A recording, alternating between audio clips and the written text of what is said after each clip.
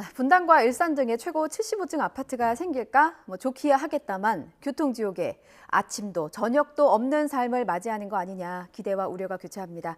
반복되는 신도시 교통 문제 도시공학 전문가와 함께 알아보겠습니다. 이창무 한양대 도시공학과 교수 모셨습니다. 교수님 어서 오세요. 네, 안녕하세요. 앞서 영상 구성을 굉장히 흥미롭게 지켜보셨습니다. 오랜만에 들었네요. 예, 노래, 그렇습니다. 아파트 노래. 흥얼거리시기도 하셨는지. 제가요? 예. 아닙니다. 네, 정부가 일개 신도시를 포함해서 이 노후 계획 도시를 재건축할 때 용적률을 높이기로 했습니다. 말 그대로 분당이나 일산 같은 도시의 최고 75층 아파트가 들어설 수도 있다는 얘기입니다. 우선 학자 입장에서 어떻게 좀 받아들이셨는지 궁금해요. 놀랍죠. 그러니까 처음에 그 일기 신도시 재건축과 관련돼서 네. 정부의 드라이브가 걸릴 때 이제 던져졌던 그런 용적률은 한 500% 정도가 이제 높은 수준이었었는데 예. 막상 시행령이 발표되고 나서는 750에 75층이니까 그거는 글쎄 전문가 입장에서는 좀 놀라운 그런 용적률과 높이죠. 그런 면에서 그 일기 신도시의 재건축 과정에서 이제 벌어지는 여러 가지 이제 문제점들이 좀 고민스러워지는 것 같아요. 그래서 관련돼서 이제 뭐 여러 가지 이슈들이 있지만 예. 뭐 교통 문제도 그렇고 또 이 일기 신도시의 입지가 사실 그렇게 좋은 입지만은 아니에요. 그러니까 처음에 만들어질 때 서울시의 그린벨트를 넘어선 그런 한 30m 떨어진 킬로미터 떨어진 지점에 개발된 게 일기 신도시라서 예. 지금도 여전히 뭐 서울 대도시권의 큰 틀에서 보면 외곽인 입지도 있고요. 뭐 개중에는 좀 남하하는 그런 그 도시 개발에 따라서 중심 지역으로 변한 뭐 분당 같은 데도 있지만 네. 뭐 적지 않은 곳은 여전히 외곽이기 때문에 그곳의 밀도를 높여준다는 얘기는 상대적으로 더 많은 사람들이 더 많은 시간을 들여서 출퇴근을 해야 된다는 얘기거든요. 예. 그래서 비교를 하게 되면 서울시의 요즘 벌어지는 재건축의 밀도가 한 300%가 어떻게 보면 좀 상한 같은 의미를 갖고 있어서 네. 너무 높죠, 사실은. 그게 뭐 100% 주어진 그런 그림대로 될지는 모르겠지만 어쨌든 상당히 좀 위협스러운 그런 용적률과 높이라고 생각을 합니다. 예, 주민들의 입장에서 봐도 뭔가 이제 교통량도 늘어나고 교통체증도 우려되고 이제 지옥이라는 단어로 표현할 수 있을 정도로 여러 가지 문제점이 우려되는 현실이고 교수님께서도 직접 그런 입장에 일면 동의한다고 말씀을 해주셨습니다. 그런데 국토부 입장을 보면 이런 지적에 대해서 대부분의 교통량은 신도시를 단순히 관통하는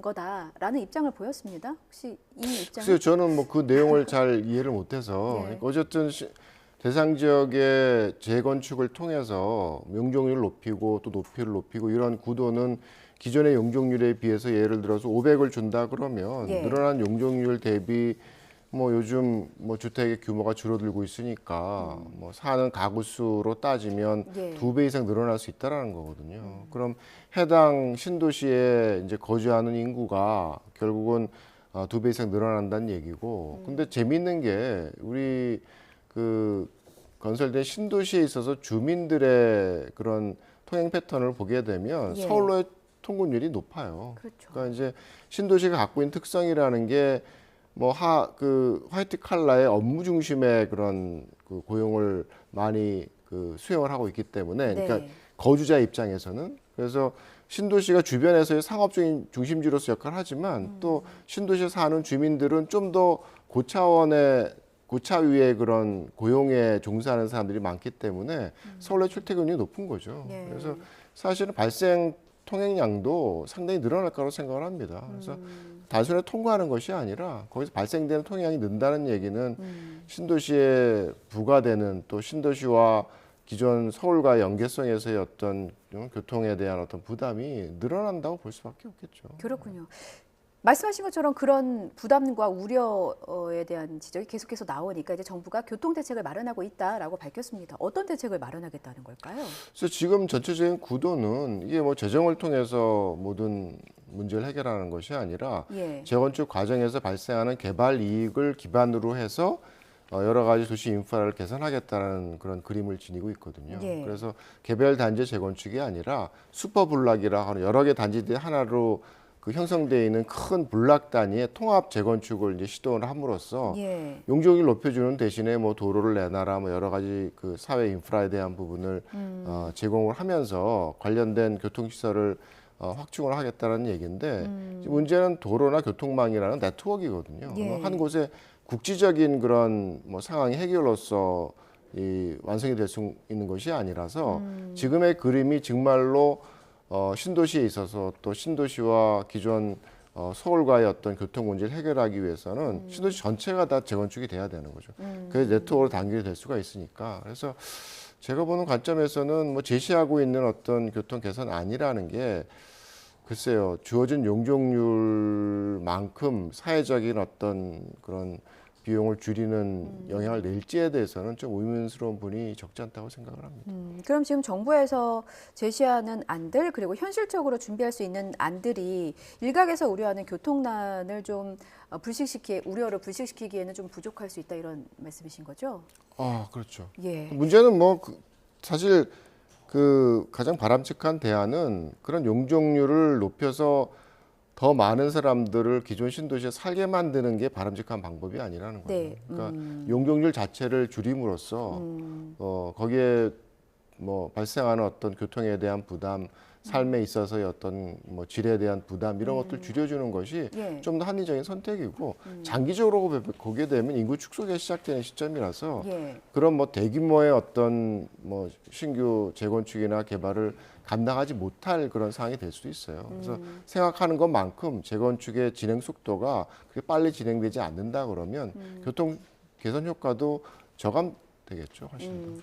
말씀 들어보니까 이게 마냥 높인다고 능사는 아니라는 생각이 들어요. 그럼 교수님께서 보시기에 일개 신도시, 분당이나 일산을 기준으로 어느 정도 되면은 좀 적절하게 인구도 분산되면서 교통난도 좀 해소할 수 있을 거로 예상을 하십니까?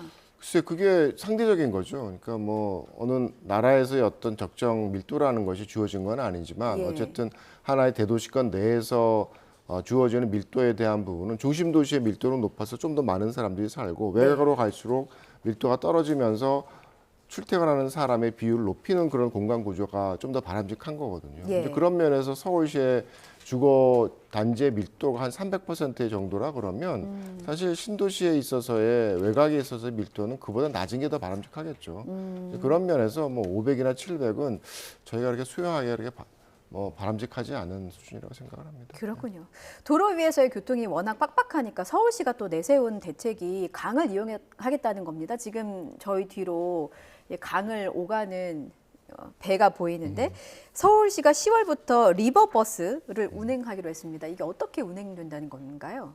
그러니까 뭐 저희가 갖고 있는 그런 한강 유람선보다는 좀 더 작은 규모의 배를 가지고서 대중교통 수단의 어떤 대체 수단으로서 이제 활용을 하겠다는 거죠. 예. 서울시 안을 보게 되면 뭐 그 배 규모로서 이제 탑승 인원이 한 200명 정도가 되는 이제 구도에서 그 한강 주변에 7개 역을 만든다는 거죠. 그래서 마곡, 망원, 여의도, 잠원, 옥수, 뚝섬, 잠실. 그래서 7개 역을 이제 오고 가는 그런 이제 수상 버스를 이제 운영을 함으로써 네. 뭐 기존에 뭐 지하철이나 이제 버스로서 담아야 됐던 대중교통에 대한 부담을 좀 줄여주겠다라는 그런 뭐 목표를 갖고 있죠. 근데 다만 이제 문제는 그 역할이라는 게 생각보다 이렇게 홍보된 것보다는 크지 않은 것 같아요. 아, 그런가요? 네, 이게 지금 뭐 서울시에서 제시하고 있는 그런 정도를 보더라도 뭐 2025년에는 아마 한 2,000명 남짓 연간 아니 일회 일간 그다음에 좀 완성되는 30년 정도가 되면 한 7,000명 남짓이니까 그거는 서울시에서 대중교통 이용 인구가 일일 1,000만 명이 넘는 그런 시대에서 그 정도의 규모는 굉장히 좀 뭐 극소수의 이제 뭐 부분을 차지하는 역할이기 때문에 네. 기존 어떤 대중교통망을 대체하는 효과라기보다는 뭔가 한강이 갖고 있는 그런 잠재력을 좀 상징적으로 좀 키워보자라는 그런 어떤 화두를 던진 정도의 그런 시도가 아닌가 저는 생각을 합니다. 그런데 이거 그 노선표 보니까 김포가 빠졌어요. 근데 김포 한강 신도시가 교통이 불편하기로 이제 그 악명이 높았었거든요. 뭐 김포 골드라인도 그렇고 리버버스에서 정작 김포를 뺀 이유는 뭐라고 보십니까? 여전히 김포는 저쪽 서측에 있어가지고 예. 김포가 갖고 있는 그런 특성 자체가 뭐 김포 신도시와 같은 굉장히 서울과 연계된 그런 교통이 필요한 그런 지역도 있지만 예. 저 밑으로 가면 군사 지역들이잖아요. 그래서 그 아라 뱃길 관문 밑으로는 여전히 한강변에 군사 시설이 설치가 되어 있어서 예. 그 김포에서 직접 한강으로의 어떤 접근에 대한 부분을 그 만들어내기가 좀 쉽지 않은 부분이 있죠. 그런 어떤 현황에 대한 부분들을 좀 고민을 해서 좀 차후에 진행하겠다라는 그런 생각을 갖고 있는 것 같습니다. 예. 앞서 교수님께서 이 리버버스가 그 홍보한 것만큼 효과는 좀 미지수다라고 말씀을 해주셨는데 생각해 보니까 이거 그 뭐 강까지 가는 뭐 정류장으로 가는 길이라든지 혹은 날씨에 따라서 이제 그 강의 상황이 굉장히 변할 수가 있잖아요. 폭우가 내린다든지 너무 추워서 얼어붙는다든지 이런 부분 때문에 좀 우려가 있는 것 같기도 한데 이런 부분은 어떻게 보완을 해야 될까요? 쉽지 않죠. 그게 어쨌든 뭐 지금 이용객이 정말 엄청나게 늘어서 뭔가 모노레일을 놓던 어떤 다른 어떤 대중교통 수단을 연결시키지 않는다 그러면 네. 지금의 상황에서는 뭐 단순한 뭐 순환 버스라든가 뭐 이런 개인 교통 수단에 대한 활용을 통해서 연결시킬 수밖에 없는 거기 때문에 그 부분은 사실은 뭐 서울시가 제시하고 있는 안 이상으로 예. 좀 개선되기가 쉽지 않은 것 같고 그렇기 때문에 한계가 큰 거죠. 그래서 그게 아무리 뭐 한강에서 가는 수상버스의 그런 속도가 빠르지도 않지만 어쨌든 그 네트의 어떤 운행 시간이 뭐 많이 길지는 않더라도 뭐 해상 선착장에 가기 위해서 타고 내릴 때 20분씩 소비해야 된다 그러면 사실은 굉장히 힘든 그런 선택 대안이 될 수 있을 거고 거기다 뭐 이게 지하철 지하를 왔다 갔다 하는 환승이 아니잖아요. 예. 이제 외기에 면한 그런 환승을 해야 되기 때문에 굉장히 기후에 취약한 그런 구도라서 이제 그런 부분들에 대한 가장 큰 한계죠. 다만 다만 이제 아까 뭐 이게 상징적인 의미가 있다라고 이제 말씀드렸던 이유는 한강이라는 게 전면으로 이제 들어서게 되면 네. 뭐 예를 들어서 지금 진행되고 있는 한강변의 재건축이라든가 뭐 혹은 뭐 강북 강변의 지하화 혹은 올림픽대로 지하화가 돼서 좀 더 한강과 연계성이 높아진 활동들이 발생을 하게 된다 그러면 뭐 지금의 수상버스의 역할이라는 게 뭐 점진적으로 뭐 장기적인 관점에서 좀 향상될 수도 있겠죠.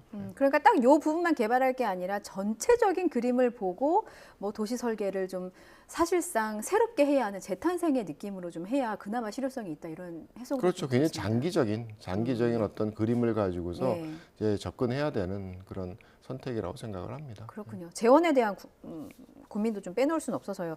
오세훈 시장이 2년 안에 뭐 흑자 전환이 가능하다라고는 했지만 이게 그 예산 문제도 사실 중요하기도 하고 이게 너무 구멍이면 세수가 많이 들어가잖아요. 이런 부분을 또 걱정하게 됩니다. 글쎄요. 근데 뭐 제 입장에서는 대중교통이라는 게 사실은 경제적인 편익으로 계산될 수 있는 부분이 좀 과소평가되는 부분이 있어서 예. 이제 거기에 대한 적자의 운영에 대한 부분은 글쎄요, 조금 다른 생각을 갖고 있어요. 그러니까 지금도 뭐 그 서울에 지하철을 운영하는데 연간 적자 1조 원이거든요. 예.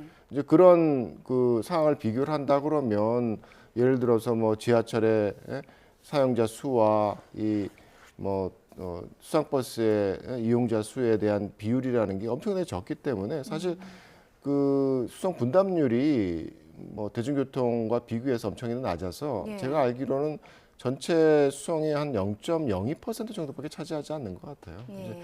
그런 측면에서 어쨌든 대중교통이고 그렇다 그러면 적자에 대한 규모가 뭐 지하철의 어떤 적자 규모에 비해서는 크지 않을 수도 있는 거죠. 그래서 이제 그런 면에서 어느 정도 이용자가 이용된다 그러면 예. 적자에 대한 부분을 뭐 흑자로 전환시키는 게 중요한 건 아니라고 생각을 합니다. 아, 그렇군요. 대중교통이기 때문에. 그렇죠. 네. 예. 아, 끝으로 3년 후부터 3기 신도시 입주를 시작합니다.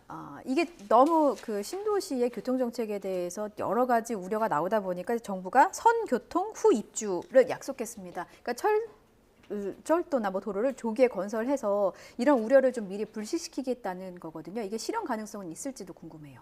글쎄 우리가 경험해본 과거는 그렇지가 않죠. 뭐 신도시나 대규모 택지 개발이 이루어지면 네. 관련된 그런 교통에 대한 문제를 먼저 풀겠다라는 그런 계획을 항상 제시를 하지만 예. 그게 참 쉽지가 않죠. 그러니까 기본적으로 저희가 이제 뭐 대중교통망을 이렇게 개선하는 그런 구도라는 게 신도시의 택지 개발에서 발생하는 개발 이익을 전환해서 이제 만들어내는 구도이기 때문에 네. 정부가 직접적으로 재정을 투여하는 그런 부도가 크지가 않거든요. 그 얘기는 그 신도시가 어느 정도 완성이 돼야지 관련된 비용들이 만들어질 수 있는 그런 구도이기 때문에 네. 그런 어떤 재원에 대한 부분이 그게 원활하게 어떤 선투자를 만들어낼 수 있는 구도는 아니라는 거죠. 이제 그런 측면에서 어쨌든 정부가 뭐 의지를 가지고 하겠다 그러면 예. 할 수도 있겠지만 또 거기에 대한 걸림돌은 뭐 김포에서 저희가 관측했던 것처럼 대중교통망이라는 게 국시적인 문제가 아니잖아요. 그래서 여러 지자체를 연결시키는 그런 네트워크의 의미를 지니고 있기 때문에 네. 지자체 간의 갈등에 대한 부분을 또 풀어낸다라는 게 여러 가지 행정적, 정치적 또 시간이 소요되는 거라서 저는 뭐 던져진 그런 시간에 대한 부분을 그렇게 믿는 거는 아니라고 생각을 합니다. 예, 그렇군요. 알겠습니다. 한 번 지어지면 뭐 짧게는 30년, 길게는 50년, 100년도 써야 되는 부분이라서 좀 넓게 큰 그림으로 협력해서 주민들을, 국민들을 위한 좀 설계가 되었으면 하는 바람으로 교수님 모셨습니다. 오늘 말씀 여기까지 듣겠습니다. 이창무 한양대 도시공학과 교수였습니다. 잘 들었습니다. 네, 수고하셨습니다.